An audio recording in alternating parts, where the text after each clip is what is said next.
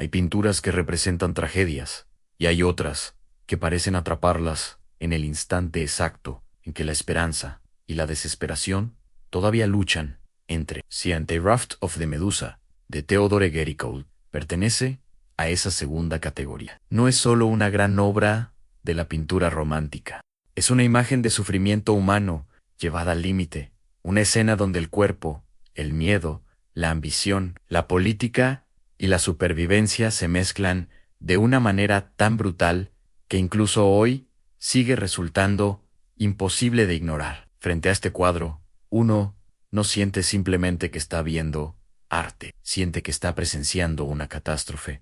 Lo primero que impacta es la escala. La pintura no fue concebida para ser pequeña, íntima o decorativa. Fue creada para imponerse físicamente sobre el espectador, y eso importa, porque el tema que trata también es enorme. En lugar de mostrarnos una escena tranquila o heroica, Géricault nos arroja directamente al corazón del desastre. Vemos una balsa improvisada perdida en el mar, cargada de cuerpos exhaustos, moribundos, desesperados y medio desnudos. Algunos ya han muerto. Otros apenas conservan fuerzas. Unos pocos se elevan hacia el horizonte con una energía final, señalando algo en la distancia. Y justo ahí, en ese gesto, la pintura revela su núcleo emocional. No estamos viendo solo el horror del naufragio. Estamos viendo el instante en que la humanidad decide seguir esperando, incluso al borde del colapso. Para entender la fuerza de esta obra, hay que empezar por el hecho más importante de todos. No estamos ante una escena mitológica ni ante una invención literaria. The Raft of the Medusa está basada en un desastre real. En 1816, la fragata francesa Méduse naufragó frente a la costa de África Occidental debido, en gran parte, a la incompetencia de su capitán, un hombre nombrado por motivos políticos más que por méritos náuticos. La tragedia fue desde el inicio una historia de negligencia, privilegio y abandono. Pero lo peor vino después. Cuando el barco se hundió, no había suficientes botes salvavidas para todos. Así que se construyó una balsa improvisada para más de un centenar de personas. La idea inicial era que los botes la remolcaran hasta un lugar seguro, pero eso no ocurrió. La balsa fue abandonada a la deriva en mar abierto. Durante días, quienes quedaron sobre ella sufrieron hambre, sed, violencia, locura y muerte. Muchos murieron, algunos fueron asesinados, otros enloquecieron. Hubo incluso episodios de canibalismo. Cuando finalmente llegó el rescate, solo unos pocos seguían con vida. Y lo que Géricault decidió pintar no fue un detalle secundario de esa historia. Pintó el horror de la supervivencia misma. Eso es lo que vuelve esta obra tan extraordinaria. Géricault no elige mostrar el hundimiento espectacular del barco. No elige un momento de acción convencional. Elige algo mucho más devastador. Elige el tiempo posterior al desastre. El tiempo donde la tragedia ya no es explosión, sino desgaste. Ya no es impacto inmediato, sino resistencia agónica. Y eso cambia completamente la experiencia del cuadro. No estamos viendo un accidente. Estamos viendo lo que ocurre cuando la civilización, la jerarquía y la seguridad se desintegran y solo queda la lucha por no morir. La composición del cuadro refuerza esa sensación de manera magistral. A primera vista, parece caótica, pero en realidad está cuidadosamente organizada. Los cuerpos se acumulan en diagonales que conducen la mirada hacia la parte superior derecha, donde algunos hombres agitan un trapo intentando llamar la atención de un barco lejano. Esa dirección ascendente da a la pintura una tensión extraordinaria, porque en la parte inferior vemos muerte, agotamiento y cuerpos caídos. Y a medida que la mirada sube, aparece un resto de energía, una chispa final de esperanza. La pintura entera se convierte así en una especie de montaña humana, construida entre la desesperación y la posibilidad mínima de salvación. Ese contraste es una de las grandes razones por las que la obra sigue siendo tan poderosa. No es una imagen de desesperación absoluta, tampoco es una imagen de rescate triunfal. Es algo mucho más cruel y mucho más humano. Es el momento exacto en que nadie sabe, todavía, si la esperanza servirá de algo. Los hombres que agitan el paño creen ver un barco, pero el espectador, al conocer la historia o al sentir la fragilidad de la escena, entiende que incluso esa esperanza está cargada de dolor, porque llega después de demasiado sufrimiento, demasiado abandono, demasiada muerte. Hericourt comprendió que la fuerza emocional de la tragedia no está solo en mostrar cadáveres o rostros desesperados, sino en mostrar cómo el ser humano sigue buscando una salida incluso cuando ya casi no tiene nada.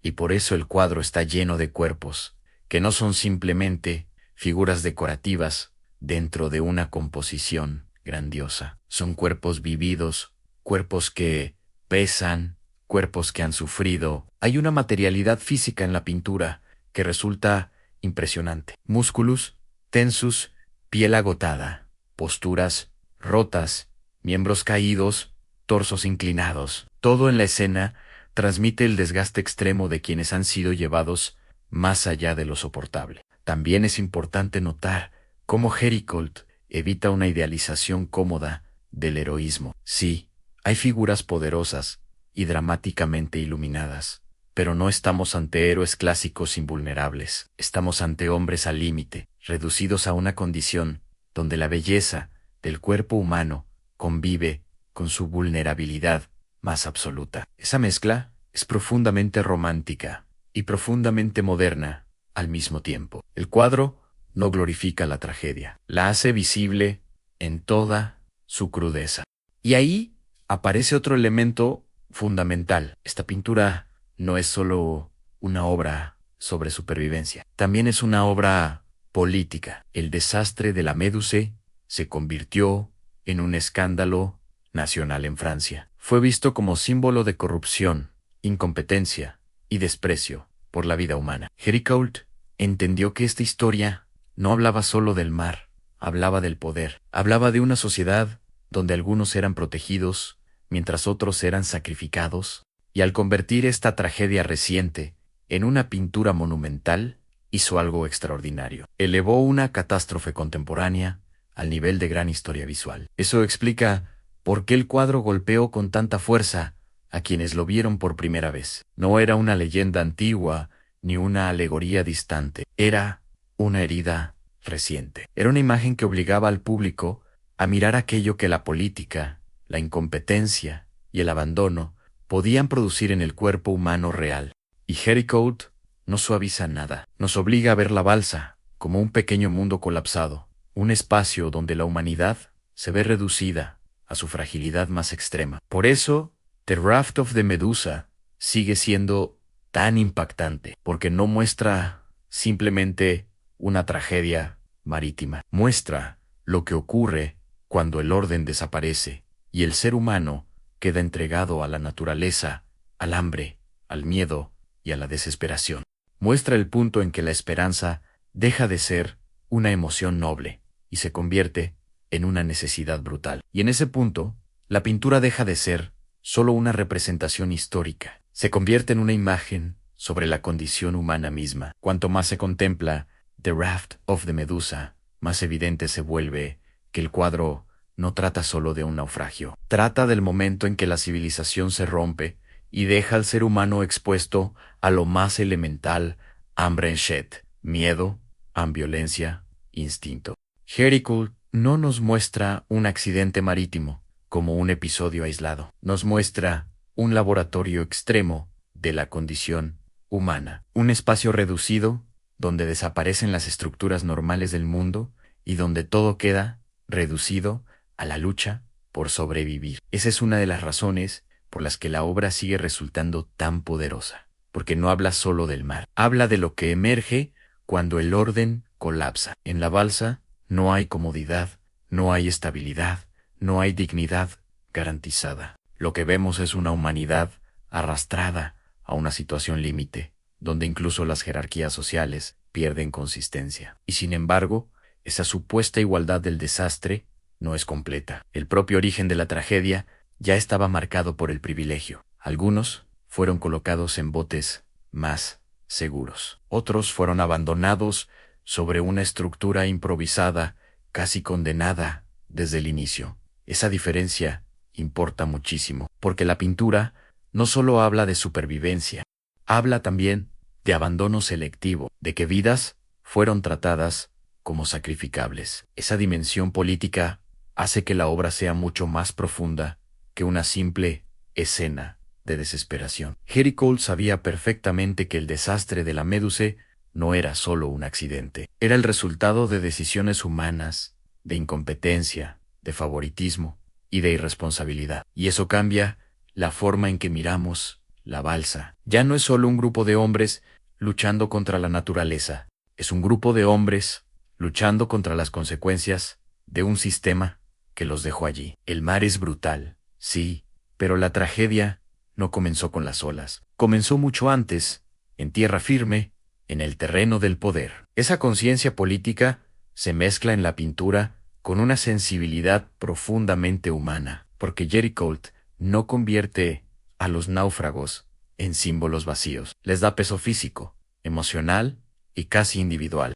Aunque no conozcamos el nombre de cada figura, sentimos que cada cuerpo ha vivido una historia distinta dentro de ese mismo infierno flotante. Algunos parecen ya rendidos, otros todavía resisten. Algunos se inclinan sobre los muertos, otros intentan incorporarse, otros se aferran a una última posibilidad. Esa diversidad de posturas convierte la pintura en algo mucho más complejo que una imagen de masas sufrientes. La convierte en una escena de múltiples respuestas humanas frente al borde de la muerte. Uno de los elementos más extraordinarios del cuadro es precisamente esa coexistencia de estados opuestos. En la misma balsa conviven la muerte y la esperanza, el agotamiento y el impulso, la resignación y la voluntad. En la parte inferior vemos cuerpos abatidos, caídos, incluso cadáveres. La materia humana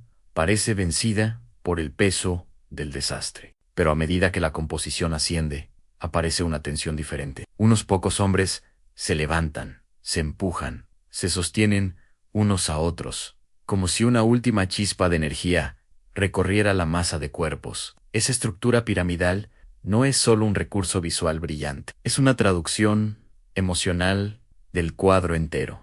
El sufrimiento pesa hacia abajo, la esperanza tira hacia arriba, y justamente por eso el gesto de señalar hacia el horizonte resulta tan devastador.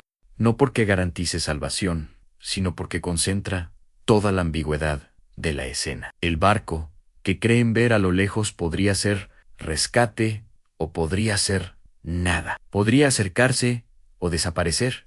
Podría cambiarlo todo o no cambiar nada. Esa incertidumbre es esencial. Géricault no pinta una salvación segura. Pinta la agonía de esperar algo que tal vez no llegue. Y esa espera es, en muchos sentidos, más cruel que una tragedia inmediata, porque obliga al cuerpo exhausto a seguir sosteniéndose sobre una posibilidad mínima. También es importante hablar del cuerpo negro que ocupa un lugar central en la parte alta de la composición. Esta figura ha sido interpretada muchas veces como uno de los puntos más significativos del cuadro. No está en la periferia, no aparece reducido a un papel secundario. Está en el eje de la esperanza, levantado con fuerza, convirtiéndose casi en el vértice emocional de la escena. En una época marcada por jerarquías raciales y coloniales, esa elección no es menor. Géricault da una centralidad heroica a un hombre negro dentro de una de las pinturas más ambiciosas de su tiempo. Y eso añade otra capa de lectura a la obra, una capa que habla de humanidad compartida, pero también de tensiones históricas profundas. La relación entre belleza y horror en esta pintura también es decisiva.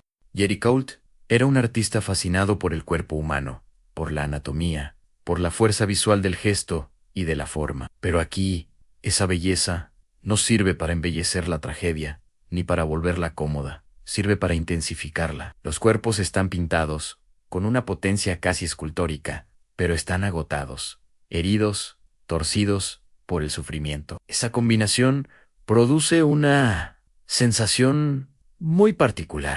El espectador se siente atraído por la grandeza visual de la obra, y al mismo tiempo golpeado por lo que esa belleza está obligada a mostrar. Es una pintura magnífica sobre una experiencia atroz, y esa contradicción la vuelve todavía más poderosa. No es casual que Géricault se tomara este cuadro con una seriedad casi obsesiva. Investigó el desastre, entrevistó sobrevivientes, estudió cuerpos, realizó bocetos de cadáveres y buscó una verdad visual que no dependiera solo de la imaginación. Esa preparación explica por qué la pintura tiene una intensidad tan singular. No se siente como una fantasía romántica desconectada de la realidad. Se siente como una visión construida a partir del contacto con el horror real. Géricault no quería simplemente conmover, quería obligar al espectador a enfrentarse con una catástrofe contemporánea convertida en imagen monumental. Y ahí está una de las razones más profundas por las que la obra sigue viva hoy, porque no pertenece solo al siglo XIX. Sigue hablándonos en un mundo donde los desastres, los abandonos y las tragedias provocadas por negligencia política continúan ocurriendo. La balsa no es solo una estructura de madera perdida en el mar, es también una metáfora brutal de cualquier situación, donde un grupo humano es dejado a la deriva, mientras otros conservan la seguridad. Esa lectura no agota la obra, pero sí muestra hasta qué punto su fuerza sigue siendo actual. Cuanto más se la mira, más evidente se vuelve que The Raft of the Medusa no trata solo de morir en el mar. Trata de lo que queda del ser humano cuando todo lo demás falla. Y en ese espacio extremo, Géricault encontró una imagen tan brutal, tan humana y tan honesta, que sigue resultando imposible de apartar. Al final, lo que hace que The Raft of the Medusa siga siendo una de las pinturas más poderosas y devastadoras de toda la historia del arte. No es solo el hecho de que esté basada en una tragedia real, sino la manera en que convierte esa tragedia en una visión total de la fragilidad humana. Géricault no pintó simplemente a unos náufragos, pintó el instante en que una comunidad entera se ve reducida a su forma más desnuda, más vulnerable y más extrema. Pintó el momento en que el ser humano deja de apoyarse en estructuras sociales, políticas y materiales y se enfrenta casi solo a la naturaleza, al abandono y a sí mismo. Eso es lo que vuelve el cuadro tan universal. Aunque la historia de la Méduse pertenece a un episodio concreto del siglo XIX, la emoción que la pintura encierra va mucho más allá de ese contexto. El hambre, la sed, el miedo, la espera, la pérdida de dignidad, la lucha desesperada por una posibilidad mínima de salvación. Todo eso sigue siendo reconocible. La balsa deja de ser solo una plataforma de madera en medio del océano. Se convierte en un símbolo brutal de la condición humana cuando ya no queda nada que garantice seguridad. Y sin embargo, la grandeza de la obra está en que no se limita a mostrar desesperación absoluta. Si lo hiciera, sería terrible, pero más simple. Lo que la vuelve inolvidable es la convivencia insoportable entre horror y esperanza, los cuerpos muertos y los cuerpos que todavía se levantan, los hombres vencidos y los que aún agitan un paño hacia el horizonte, el agotamiento total y al mismo tiempo la negativa a dejar de esperar. Esa tensión es el verdadero corazón del cuadro. No se trata de una pintura sobre la derrota completa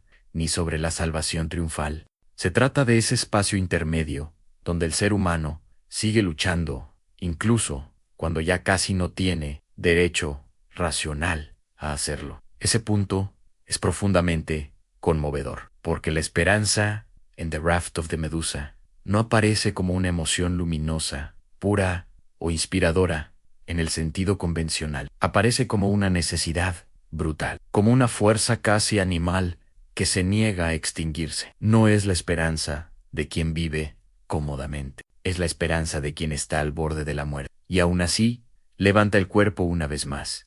Esa forma de esperanza es mucho más dura, mucho más verdadera y mucho más dolorosa. Y quizá por eso la pintura sigue golpeando con tanta fuerza, porque no embellece la resistencia, la muestra agotada, rota y sin embargo viva. También por eso el cuadro ha sido leído una y otra vez como algo más que una obra histórica. Ha sido visto como una imagen del fracaso político, de la desigualdad, del abandono estatal, de la violencia estructural y de la facilidad con la que ciertas vidas pueden ser sacrificadas por la incompetencia o la indiferencia de quienes tienen poder. La historia de la Méduse fue escandalosa, precisamente porque expuso cómo las decisiones de arriba pueden condenar a otros a un sufrimiento inimaginable. Y Gary Colt entendió que esa verdad merecía una forma visual monumental, no para glorificar el desastre, sino para impedir que fuera olvidado o reducido a una simple noticia pasajera. Ese gesto convierte a The Raft of the Medusa en una obra extraordinariamente moderna, porque nos recuerda que el arte no solo sirve para representar mitos antiguos o ideales de belleza, también puede obligar a una sociedad a mirar sus propios fracasos. Puede convertir una catástrofe contemporánea en memoria visual. Puede hacer que el espectador no solo admire una composición, sino que se sienta moralmente interpelado por lo que está viendo. Y ahí reside una de las mayores fuerzas del cuadro. No permite una contemplación completamente cómoda. Sí, impresiona por su escala, por su composición magistral, por la fuerza de sus cuerpos y por la intensidad de su luz. Pero esa grandeza formal nunca se separa del sufrimiento que contiene. El espectador siente la atracción visual y al mismo tiempo la incomodidad ética. Está ante una obra hermosa que existe para mostrar algo atroz. Y esa mezcla es una de las marcas del arte verdaderamente inolvidable. Nos atrae mientras nos hiere. También es imposible ignorar el peso emocional de los cuerpos muertos y semimuertos en la parte inferior del cuadro. Son esenciales porque impiden que la esperanza se vuelva abstracta o sentimental.